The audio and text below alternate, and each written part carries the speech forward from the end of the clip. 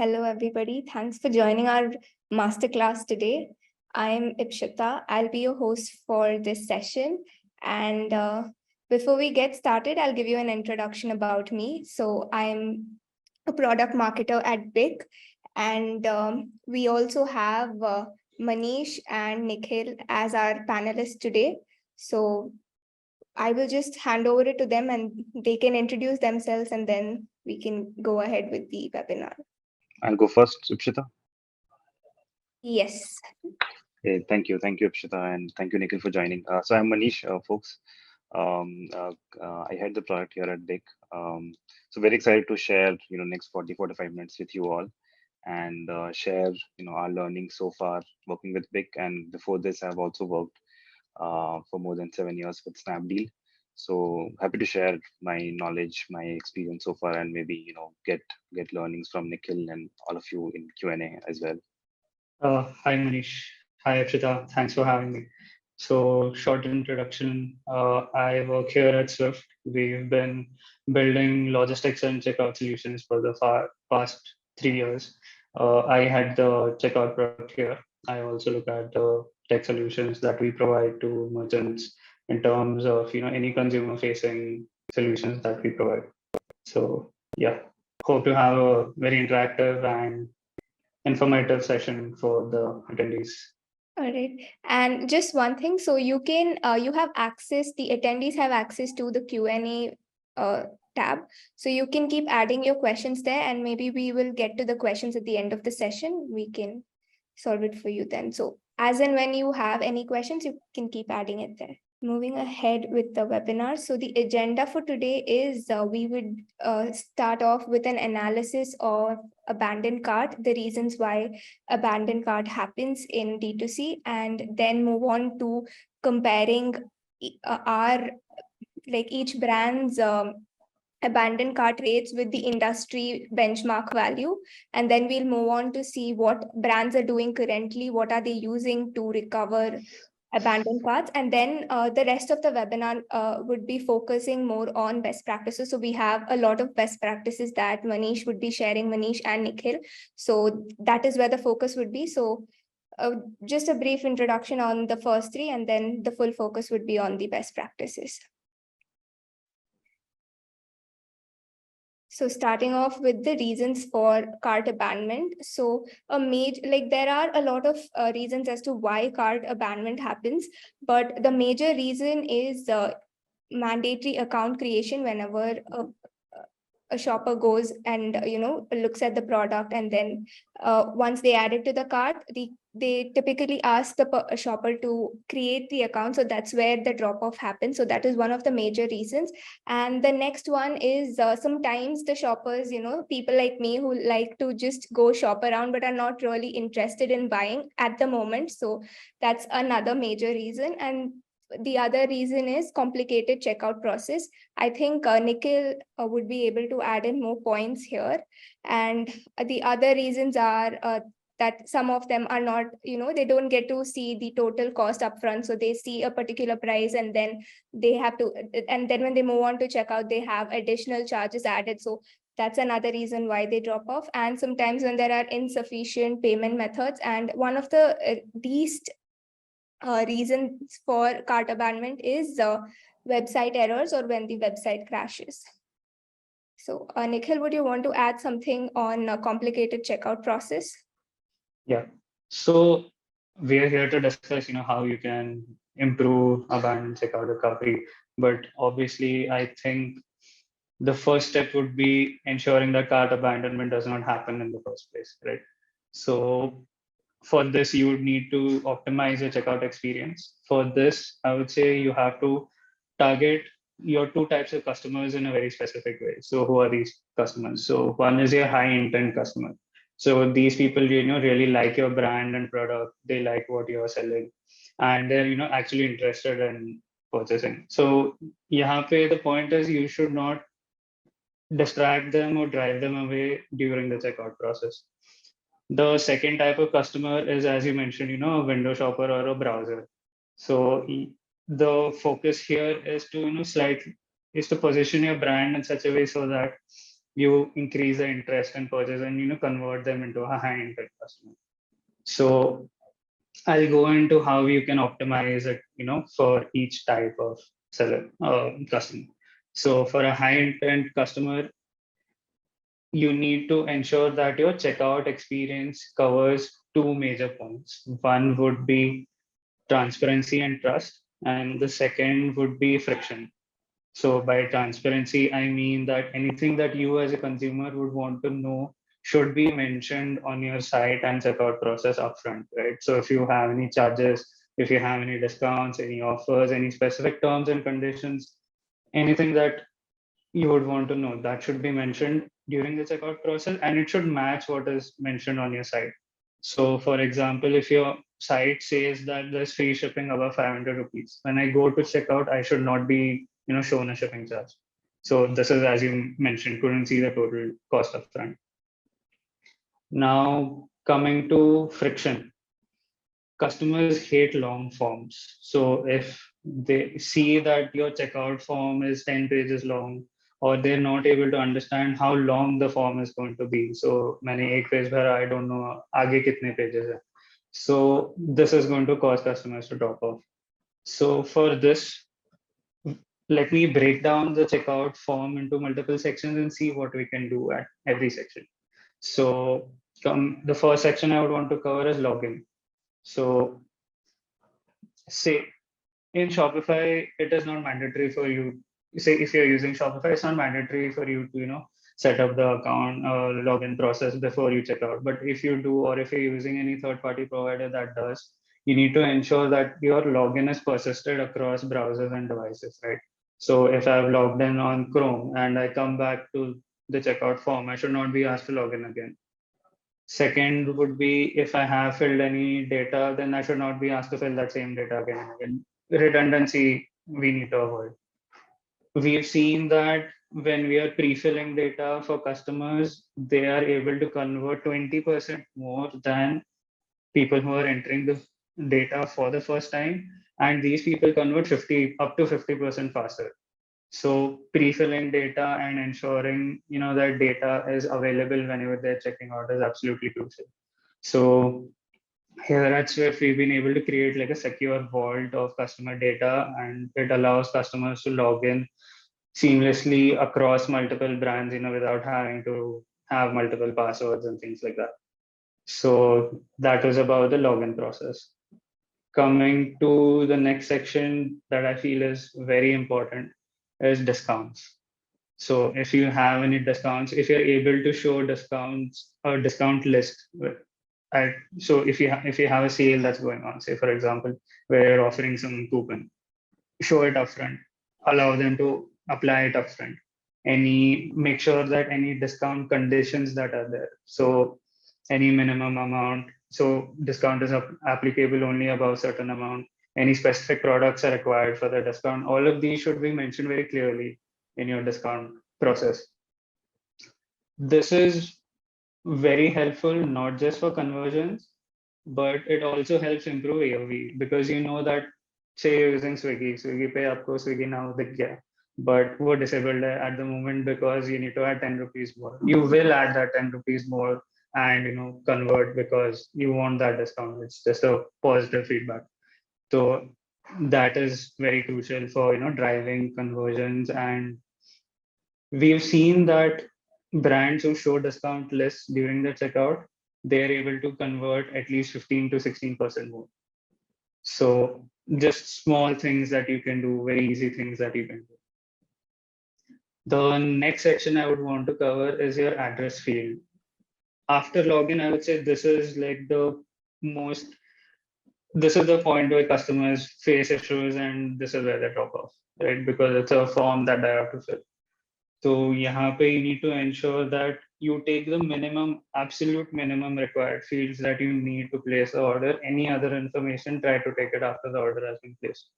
So try to autofill any information that you can. Say address line 1, if you can autofill using Google autofill or any other solution. From the pin code, if you can autofill the sitting in state. Just small steps that you can take to optimize the customer experience. We've seen that once the address has been filled, the conversion rate goes up to 80%. So very small things that you can do to optimize your checkout process.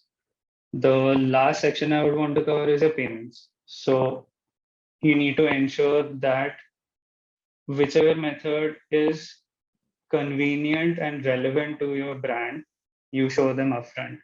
So for example, if you know that majority of your customers are using UPI, put UPI on top. Let them use it upfront. They should not have to scroll and to find UPI ka hai, ya COD ka hai. Another would be if your brand has an average selling price of say 300 or 400 rupees. Net banking as an option doesn't really make sense for you. So let's not, put that part over there or, force them to see that section at all.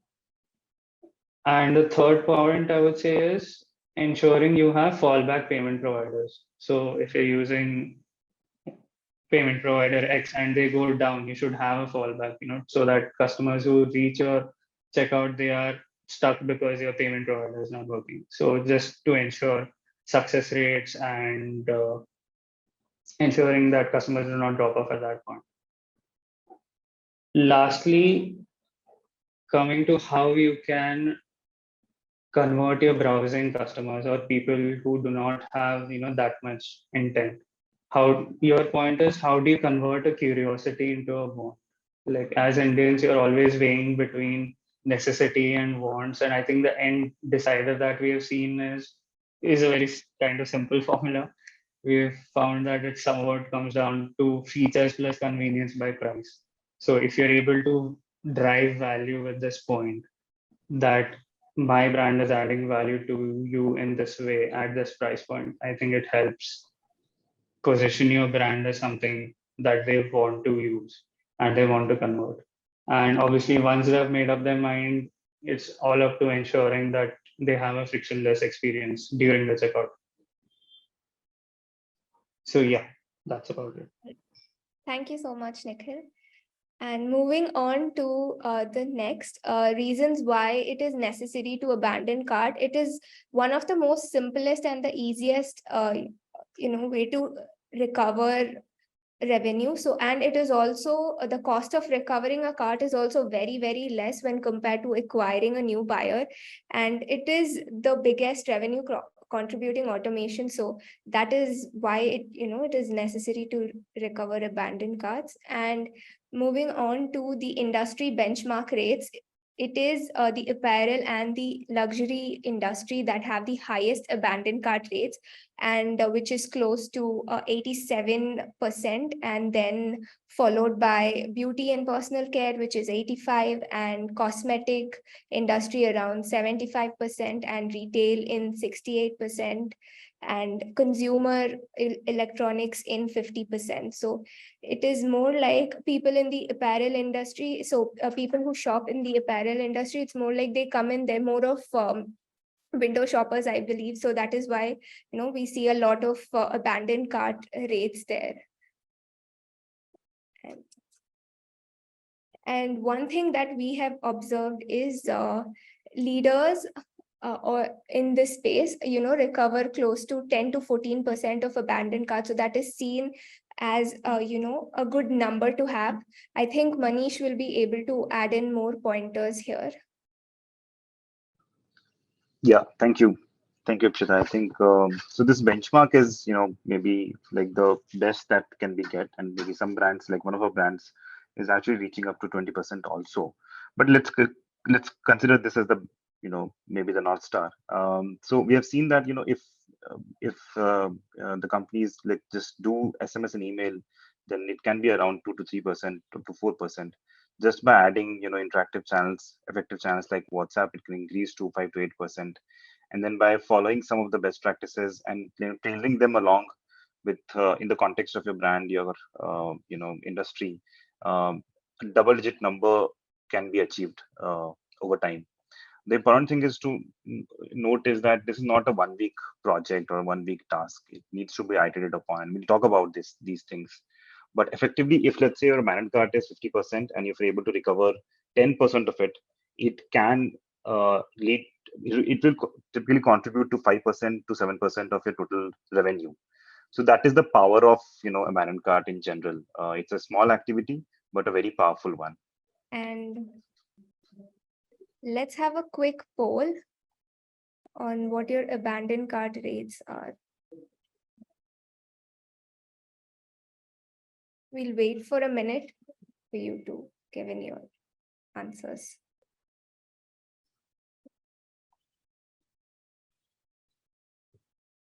And what? Is the poll still visible to you? No. It's fine. Now we are to the next slide. Okay. So, so let's move on to seeing how brands recover abandoned carts. So these are two examples that we shared. So one is on WhatsApp and the other one is on SMS. So as you can see, the message is pretty plain. It doesn't grab attention and it is very generic. So one of the WhatsApp message does have personalization while the SMS is just hi and it's very generic. And it is also not very clear as to what product the customer has added to the cart. So if I get a message like this, I'm sure I will not know what I added. So those are something that most brands miss out on, and one of the reasons why it's they don't convert the abandoned cart to purchase. I think we'll move on to the next slide where Manish will take over and he will give us more insights on how we can recover abandoned carts. I will stop sharing and you can Actually, if Shita, if you can continue sharing, I think we can use this one if you don't mind. All right. Yeah, thank you. So yeah, I think the next maybe 20-25 session minutes will talk about these four themes under which most of our recommendations are categorized against. So first and most important thing is messaging and content, what you're sending essentially.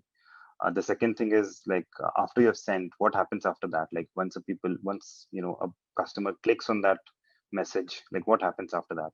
And this is where we can take some inputs from Nikhil also.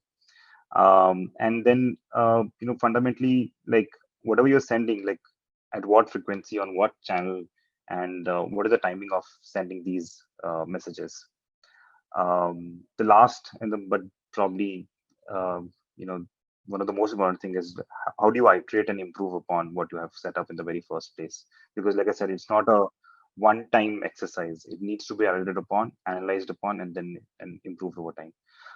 So while these are like some bits and pieces, you would have all seen best practices around these in a distributed way across various elements. Some brands following some best practice, some other brand following something else. I also wanted to very excited to share these 5 additional pro tips. Hopefully, some of these pro tips become best practices in times to come. So yeah, I think this is the exciting part, the next set of innovation. Coming to the first point, which is the messaging content. So the way we can think about this topic is that you know uh, the messaging that we are doing to the customers have various dimensions that impact the customer psychology. So it needs to be personalized. It needs to be have some value in terms of, let's say, incentivizing the purchase. It needs to also build on the customer trust and have some urgency or FOMO, so to say. So these are fundamental dimensions of human psychology and pushing them to purchase, leading to the purchase ultimately. But you should also think about this as stages of customer journey. Like at what stage these dimensions should be leveraged upon.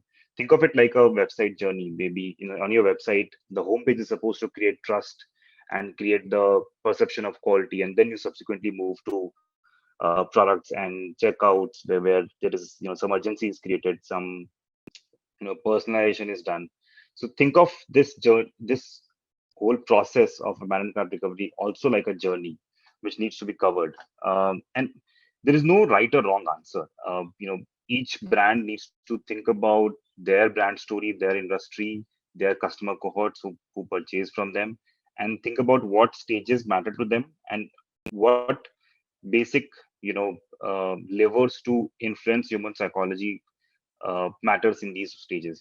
But one best practice that I can share, which we have seen work across many of our clients, is in stage one, first establish a connect. Like first, because this is the first message, let's say most of your new customers are seeing after they abandoned a cart, and therefore ensure that it is contextual. It doesn't feel like a spam. So personalize it. If it relates to an activity in the past, then they won't feel it like a random message that is coming out of nowhere. Some of the previous examples that we saw in the previous slide. So having customer name, having the product image, having a clear and clarity in the content helps here. The next stage that we would recommend is, and let's say if the first message is sent and there is no recovery, then let's send the second message where you incentivize the purchase, and you also build the trust, because incentivization and trust goes hand in hand. And here we have seen that offering discounts and the no-brainer. But one other thing that I would like to share, one of our clients um, uh, who is into beauty space, they some niche beauty space, they helped client recover uh, the carts abandoned through sharing a consultation call, because it's a niche space. Maybe customers are not aware of, like, why should they buy it. Maybe they considered it in the first place, but they didn't purchase it after a point. So a consultation call helps in building that trust. In case the product is, or the category is something to consume in physically, like eat something, then maybe a customer testimonial would help. Discounts typically helps well in electronics and categories which are very strong intent driven. The last stage is about creating that urgency, because this is probably you don't want to have more than three stages for sure. Like maybe two or three stages are more than enough. The last stages is, let's say, the promo code that you shared should be of limited time. And then on the last day of the promo code validity, you say that this is the last day. If you want to purchase, let's do it. Or the stock is going out, and so on and so forth. So this is the last stage of, but like I said, this is a best practice. Uh, each brand has to figure out what suits them and figure out their own strategy and see what works, what doesn't work. So yeah. Yeah, coming to the pro tip. Um, so one clear pro tip that I have is, everyone sends a banner card, and as a think of it, all of ourselves as customers. Like, what is like we see a lot of abandoned card messages on WhatsApp. Like, how do we differentiate? One way to differentiate is gamify the experience, especially on WhatsApp, because it's a two-way engagement channel, unlike SMS or email or maybe other channels. So leverage WhatsApp. Instead of sending, the idea one is, like, instead of sending a promo code right there in the message itself, why not take a user action? Like, gamification fundamentally in e-commerce works because if you take user action, the user get invested in this activity, and the reward that they get out of it is more beneficial, like feels more beneficial, and you feel invested in the whole process, and that leads to better conversions. So instead of giving a simple reward coupon in the text itself, like, ask the user to do some action and then give the reward. In this example, the WhatsApp screenshot that you can see on the left hand side, um, um, a CTO of unlock my offer, unlock my unique offer, and it can be unique offer actually. Shopify and Big enables such flows. So yeah, I think this is one way to gamify the experience. The other very interesting way is like I said, most consumers today, all of us, don't feel in control of what is being sent to us, who is sending, when I'm receiving messages from all the brands that I interact with. They're not in control. Why not give this control back to users and in turn increase the trust that you have as a brand with your buyers? So something like, give two options, complete purchase, or remind me later in 7 days. And if some of your buyers says, okay, I'm not ready to purchase it right now, but maybe the next 7 days, next 2 weeks, I can think about it. Or maybe remind me once you have a sales running. And you can configure these flows on Big and actually remind the buyer after 7 days. And this gives the feeling of control to your customers, and they feel trusted about your brand. So yeah. This we can skip. The same thing. Yep. Quick poll time. Before we talk about the next thing, like what channels do you use for abandoned cart recovery?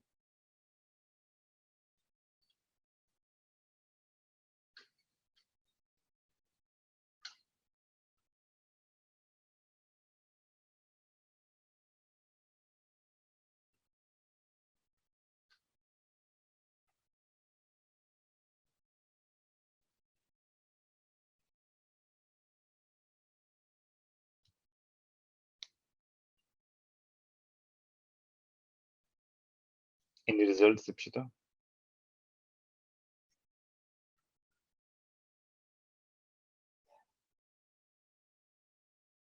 Okay. Okay, great. Like most of us use WhatsApp, and some of us use mix of all, and SMS, given in context of India, maybe doesn't work so much. Great. So yeah, this is a simple one. Nothing, nothing, nothing new here. We recommend that the first message should be sent within 20 minutes of the cart abandonment. In terms of frequency, we recommend that, nothing more than 3 times, and probably the sweet spot is 2 to 3 times. You should just remind the customer, not more, not less. Channels, we ideally recommend, not use more than 2 channels. If you're, and in context of, most of our brands, I think WhatsApp and email are good ones. But I will talk about Instagram. I think that is where the pro tip 3 comes on.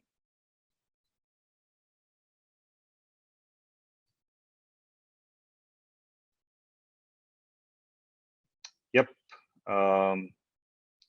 So I think the screen is little small, but I'll maybe explain what is going on here. So, and this is in beta with Pick.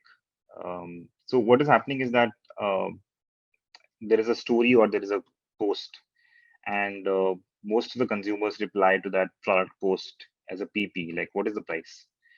And what we enable is that as soon as PP is sent, the product is sent to the customer on his DM automatically. All of this is happening automatically.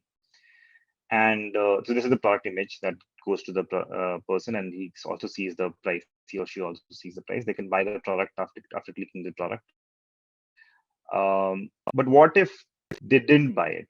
Like, and since you don't have the phone number of the customer, like there's no way to retarget it. Like fundamentally think of Instagram as another channel where purchase is happening today. A bulk of the purchase is happening on your website, but let's say a bulk of the discovery and or the decision making is happening on Instagram.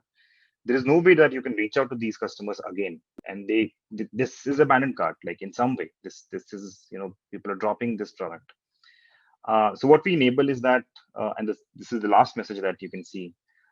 If within 24 hours the product is not purchased after clicking this link, what we do is that, Meta allows us to send another Instagram message within 24 hours, and we check if uh, the product was purchased or not, and therefore send a reminder on Instagram itself. So think of it this like a, abandoned cart nudge on Instagram PP, and all of this is automatic. Cool. Let's go ahead. Yes. So this is the second section. After we have sent good content on the right channel at the right, time. Just go back. Yeah. Like ultimately, it's all driven towards a link click. Like, but what happens at that link click? If the experience after that link click is not good, then the purchase would not be made. So on the right hand side, what we are seeing is that, after the link click that happens on abandoned cart, everything is pre-filled. The customer doesn't have to do it again because he has done it. He or she has done it earlier. So addresses, discount codes. The checkout is very mobile friendly because most of us, will click WhatsApp on our mobile phones. So this experience is very important because, so far we have optimized clicks. Now we need to optimize clicks to checkout. And Nikhil, if you want to talk about for a minute or so. Yeah. So here ensuring that you have a seamless checkout experience at the time of recovery is absolutely crucial for customer experience. They should have the same experience that they had the first time when they're checking out. So it should not be key when they visited your site, they saw one checkout and recovery, may there's some random checkout. So it detracts from customer trust. So it needs to be exactly same as Yeah. what it was the first time. Yeah. Why don't we also talk about this, Nikhil? Like how important it is to have, a very deep integration for any brand to, yeah. Yeah. So here I would say it is absolutely crucial for your checkout provider to push as much data in a timely manner to your communications provider or your marketplace or order management tool. Uh, this is because you want to maximize your points of recovery. So if a person has put just say the phone number or email, this is still a customer that can be recovered and they should be targeted for recovery. Second would be if they have filled the address at the time of recovery, they should not be asked to fill it again. So another point of optimization. And third, I would say as a business owner yourself, you would want to know which communication channels are working for you. So if I'm recovering through WhatsApp, I would want this information to be pushed back to say Shopify or say the communications provider. So you can figure out which communication channels are working for you, how you should optimize your communication strategy, what works for you, what doesn't work for you. And lastly, I would say this data is absolutely crucial for retargeting and performance analysis. So these customers who are abandoned, you can use their data for retargeting. And we've discussed already, CAC on these customers is way lower than what it would be for a new customer. So this is where I feel checkout providers can work hand in hand with communications to give a very Yeah. good brand experience. Yeah. If can we also go to pro tip 3? Yeah. So this is interesting. So what you're seeing on the right hand side, and this is what we enable at BIC, is that instead of, let's say, thinking of this as a journey that happens on WhatsApp or email, and then half the journeys gets completed on the checkout partner page or largely on your Chrome browser. What we can enable is that within WhatsApp the checkout journey can be closed as well if the consumers like it that way, where the address is shown on the WhatsApp itself that this was your address, and do you want to continue, the discounts gets applied, and the checkout can be done on either COD or on prepaid through your favorite UPI app, just on UPI, with everything within WhatsApp. So this is just another way of experimenting with one-click WhatsApp checkout.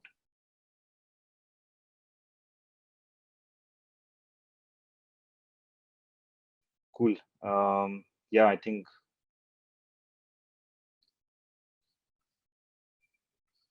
this is the last part. Like before we do that, like what was the last time when you reviewed your abandoned cart flow and changed it? Great. Like happy to hear that most of the largest portion of respondents have reviewed their abandoned cart very recently. So very glad to hear. And but yeah, the second section is also the largest one. Like who don't remember when was the last time they reviewed it, or maybe a month ago. So the last topic covers, like I said, there is best practices are not universal best practices. They need to be applied in context.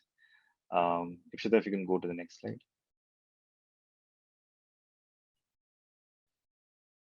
Yep. So this is a screenshot from BIC dashboard. So what we are essentially seeing is the journeys that you've set up for recovering the abandoned cart, be it sending WhatsApp, sending an email, sending a SMS, and sending different things to different customer cohorts. Let's say someone who have never purchased anything, you're going deeper in the discounts there, and someone who has purchased in the past, not sending discount to them. and so on and so forth. So whatever you have built, whatever journey you have built and imagined for your customer, it's important to iterate and look at the journey step by step. In this dashboard, what you're seeing is that there are ifs and else, and there are a series of steps that is being done. And against each step, we can see what are the drop-offs, like how many people are dropping off, how many people are clicking against each section of this flow. And it's important to see whenever you make a change, you observe what happens versus what was happening before, and then optimize it over time. Yep. And let's say, you can also see, like, if you're sending 3 messages, like, what is the contribution of first message, what is the contribution of second message, what is the contribution of third message, and by giving discount, is it helping, it is not helping, and so on and so forth.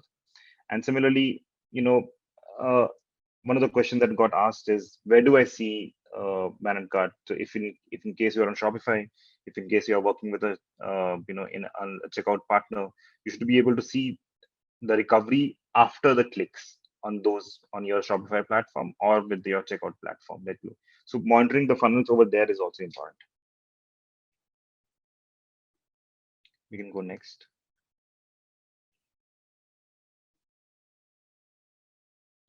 The last pro tip that I have is, even after doing all of this, some people will not convert, and maybe the timing was not right. Maybe they were not ready. Like, the product was priced too high. Maybe they were just not ready for the purchase, and so on and so forth. Whatever we discussed. The last uh, uh, you know avenue is to have these customers with you ready. And one example is that have this segment ready, and this segment can be created on big, like it has been created on the right hand side, and keep this segment ready. And whenever you have any sales or offer going on, this may sound naive, but sometimes we forget about it. So have this segment ready. Sales comes, you are busy with promotions, planning, marketing, and so on. You know businesses don't have time sometimes, but if you have this ready, if you have a broader objective in mind, then this can be a good lever to get, because here what you're sending.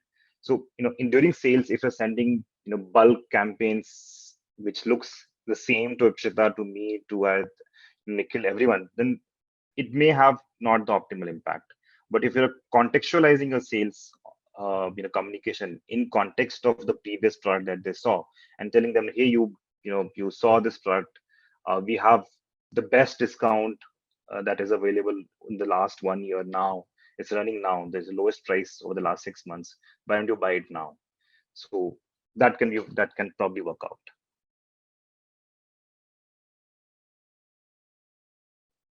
Yep, that's all from me. Hope you guys liked it.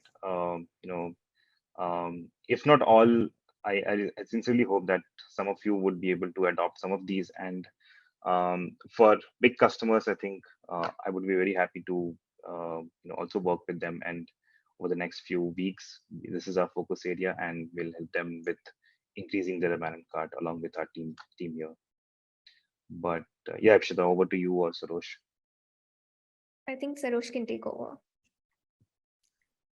Thank you, Ipshita. Thank you, Manish. So thank you everybody for joining the masterclass. I hope this was insightful, right? And just wanted to quickly touch that. BIC has a lot more to offer, right? Where we are like a all-in-one marketing platform, where maybe we could like set up like a consultative call for you to understand like what could be the specific opportunities that we see around your e-commerce store, and what would be the specific impacts that we could like bring in from the perspective of generating revenue across WhatsApp and Instagram. So maybe just to quickly touch upon the entire offering, right? We help you optimize your leads, right from acquisition, be it like, let's say, the folks that land on your website. We have a bunch of different opt-in tools like spin the wheel and scratch card, reward coupons, which help you capture users. Let's say if you're also running ads on Facebook or Instagram, we can help you enable click to WhatsApp ads, which generally help you retain more data, right, based on the spends that you do. And even from the perspective of segmentation, Manish just touched upon, where we'd be able to help you like set up campaigns across multiple channels from a centralized place. And when it comes to WhatsApp, Instagram, we help you automate end to end and help you build highly personalized journey builders, where you also get node level analytics for you to get a visibility into what's working versus what's not. And to tie all of this, right, like end of the day, like customers also want to have like a one-on-one conversations with you. So let's say if you are looking at from the perspective of customer support also, we have like a lot of sophisticated offerings where you'd be able to manage your end-to-end customer support. So if there is any way that we could help you out, we'd be more than happy to maybe set up a consultative call and go from there.